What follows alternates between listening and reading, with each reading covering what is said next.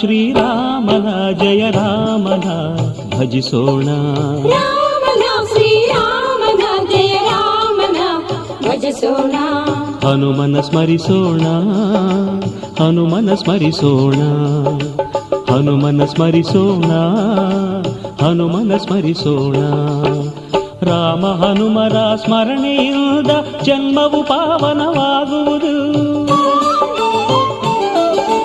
ರಾಮನ ಶ್ರೀರಾಮನ ಜಯ ರಾಮನ ಭಜಿಸೋಣ.